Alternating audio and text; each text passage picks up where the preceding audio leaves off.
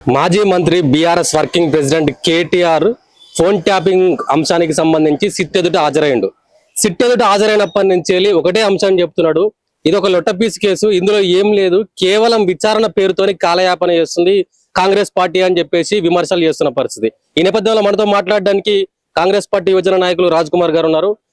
ఒక లొట్టపీస్ కేసు అని గతంలో చెప్పిండు, బిల్లా ఎటువంటి ఆధారాలు లేవు, అయినా కూడా కేవలం కాలయాపన చేస్తున్నారని చెప్పేసి మాట్లాడుతున్నాడు కేటీఆర్.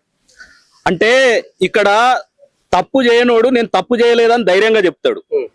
తప్పు చేసి ఆధారాలన్నిటినీ మూసీ నదిలో పడేసినోడు, ఆ యొక్క హార్డ్ డిస్కులన్నీ ఆ మూసీ నది నీళ్లలో కలిపినోడు ఇలా ఏ ఆధారాలు లేవు కాబట్టి లొట్ట పీస్ అని చెప్తుండు.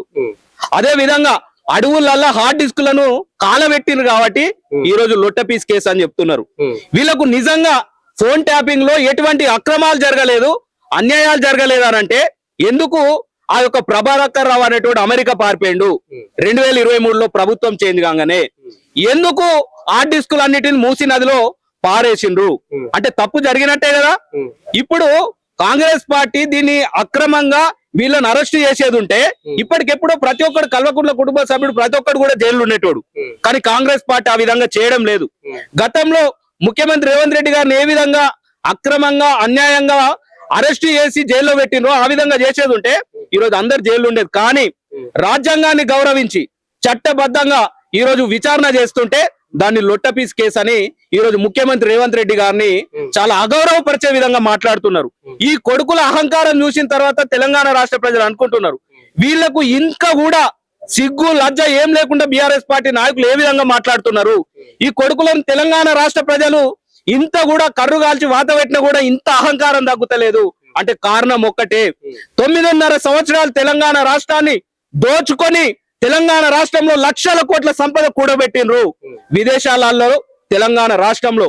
అందుకే వీళ్ళకి అహంకారం, ఏదైనా మేము డబ్బుతో కొంటాం అని చెప్పేసి ఈ రోజు దాదాపు 100 యూట్యూబ్ ఛానళ్లను అక్రమంగా కొనుగోలు చేసి ఫేక్ జర్నలిస్టులతోటి ముఖ్యమంత్రి రేవంత్ రెడ్డి గారి మీద ఈ రోజు అసత్యమైన భాష, అశ్లీలమైన భాష, భూతు పురాణం వాడిస్తున్నారు. ఖచ్చితంగా బిడ్డ, మీకు ఏదైతే మీరు ఏ తప్పులు చేసిండ్రో తప్పులని బయటికి తీస్తాం, మిమ్మల్ని ఖచ్చితంగా ఊసులు లెక్క పెట్టిస్తాం. అంటే ఒక రాష్ట్ర ముఖ్యమంత్రి గారిని పట్టుకొని మెస్సీ ఫుట్బాల్ అంశానికి సంబంధించి కొంతవరకు అవహేళన చేసిన సిచ్యువేషన్ కనబడ్డది తెలంగాణ భవన్ లో.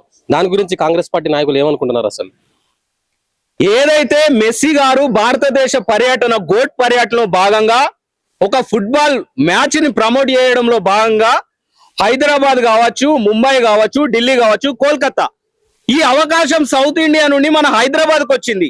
అదైనా కొచ్చి వాళ్ళు కాదనుకుంటే మెస్సీ అనే ఒక ప్రపంచ ఫుట్బాల్ ప్రఖ్యాత ప్లేయర్ మన యొక్క భారతదేశాన్ని రావడం, అదే విధంగా మన హైదరాబాద్ రావడం అనేది ఒక గొప్ప అవకాశం మనకి. ప్రపంచ మీడియా కావచ్చు, ప్రతి ఒక్కరు మన హైదరాబాద్ కి ఒక బ్రాండ్ ఇమేజ్ ను క్రియేట్ చేసే వేదిక. ఆ వేదిక కంటే కూడా మెస్సీ రావడం కంటే కూడా తెలంగాణ రాష్ట్ర ముఖ్యమంత్రి ఫామ్ హౌస్ లో ఉండకుండా, గడులలో ఉండకుండా ఈ తెలంగాణ రాష్ట్ర యువతకు తానే ఒక ఆటగాడిగా మారి ఆ ఫిట్నెస్ లెవెల్ మెయింటైన్ చేస్తూ ఒక ఆదర్శంగా నిలిచిండు. ఆ రోజు మెస్సీ ఎంత హైలైట్ అయిందో. రేవంత్ రెడ్డి గారి ఫిట్నెస్ కు సంబంధించి కొంతవరకు మీరు చూసే ఉంటారు, ఆ విజువల్స్ ఫిట్నెస్ కు సంబంధించి కొంతవరకు అవహేళన చేశారు కదా. ఫిట్నెస్ విషయంలో రేవంత్ రెడ్డి గ్రౌండ్ లోకి ఎంట్రీ అయిన సీన్ కు సంబంధించి, బాల్ పట్టుకొని ఉన్న సీన్ కు సంబంధించి వాటి మీద కూడా కొంతవరకు ఎద్దేవా చేశారు. అంటే ఈరోజు ఒక యువకులుగా ఏదైతే తెలంగాణ రాష్ట్రానికి ఒక యువ ముఖ్యమంత్రి, ఆయనకి ఇప్పుడు 50 సంవత్సరాలు ఉన్నా కూడా ఆయన ఆ విధంగా కనబడరు. ఎందుకనంటే ఆయన సరైన ఆహారం తీసుకొని, సరైన ఏదైతే జీవిత ప్రమాణాలు మెయింటైన్ చేస్తూ, ఆరోగ్యకరమైన తిండి తింటూ, మంచి ఫిట్నెస్ మెయింటైన్ చేస్తూ ఆ విధంగా సందేశాన్ని ఇచ్చిండు. దాన్ని ప్రతి ఒక్కరు కూడా ఇన్స్పిరేషన్ గా తీసుకోవాలి. అంతే తప్పితే ఈ రోజు నడ్డిరిగిపోయింది అని చెప్పేసి ఫామ్ హౌస్ లో వండుకొని ఉండో, అసెంబ్లీ సమావేశాలకు రాకుండా ఉండో, లేకపోతే 9.5 సంవత్సరాలు ఫామ్ హౌస్ పాలన చేసినట్టుంటే అది తెలంగాణ రాష్ట్రానికి గౌరవం కాదు. కానీ ముఖ్యమంత్రి రేవంత్ రెడ్డి గారు తన యొక్క చురుకైన ఆలోచన విధానంతో, చురుకైన పనులతోటి ఆ యొక్క వేడుకకే అందం తీసుకొని వచ్చిండ్రు. ఆయన డ్రెస్సింగ్ మీద కూడా ఈ రోజు కామెంట్ చేస్తున్నారు. కొంచెమైనా సిగ్గుశరం ఉండాలరా నాయన. ఎందుకనంటే తెలంగాణ రాష్ట్ర ముఖ్యమంత్రి ఈ రోజు అంత ఆరోగ్యంగా ఉండడం అంటే మన తెలంగాణ రాష్ట్రం అంత ఆరోగ్యంగా ఉన్నట్టు. ఆయన ఆలోచన 18 గంటలు పనిచేస్తున్నాడు. ఈ రోజు దావోస్ పర్యటన అనంతరం కూడా హార్వర్డ్ విశ్వవిద్యాలయంలో 21వ శతాబ్దంలో నాయకత్వం మీద క్లాసులు వింటున్నాడు. ఎందుకనంటే ఒక నాయకుడు అనేటోడు నిత్య విద్యార్థిలా ప్రతి ఒక్క అంశాన్ని నేర్చుకుంటుంటేనే రాష్ట్రాన్ని ముందుకు తీసుకువెళ్తాడు. అది అధికార పార్టీలో ఉన్నాయన ప్రతిపక్షంలో ఉన్నాయన కూడా ఇలా ప్రతిదీ రేవంత్ రెడ్డి గారిని విమర్శలు చేసుకుంటూ బతుకుతున్నారు. రేవంత్ రెడ్డి గారి పేరు లేని ఈ రోజు బీఆర్ఎస్ పార్టీకి బతుకు లేదు. పొట్టకూటి తెలంగాణ భవన్ లో అటువంటి డ్రామా స్క్రిప్ట్ నిర్వహించడం కరెక్ట్ అంటారా? అది క్వశ్చన్.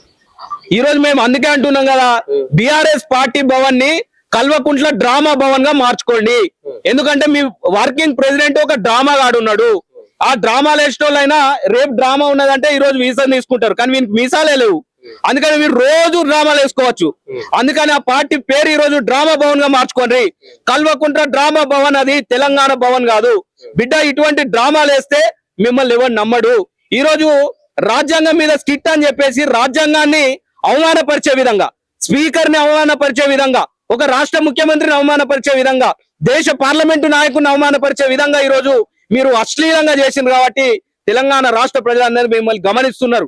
గతంలో ప్రతిపక్ష పార్టీ నాయకులు లేకుండా చేసి, గతంలో ఏదైతే దీక్ష ఈ ఇందిరా పార్క్ దగ్గర దీక్షను ఎత్తేసి ప్రతిపక్ష పార్టీ నాయకులను అక్రమంగా అరెస్ట్ చేసి, జర్నలిస్టులను అక్రమంగా అరెస్ట్ చేసి, జర్నలిస్టుల మీద దాడులు చేసి మీరు రాజ్యాంగాన్ని ధ్వంసం చేసిర్రు. ఈ రోజు మీరు రాజ్యాంగాన్ని సంరక్షిస్తామంటే నమ్ముతారా?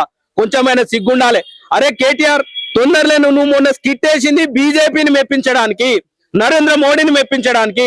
బిడ్డ నువ్వు వెంటనే బీజేపీలో జాయిన్ కావు.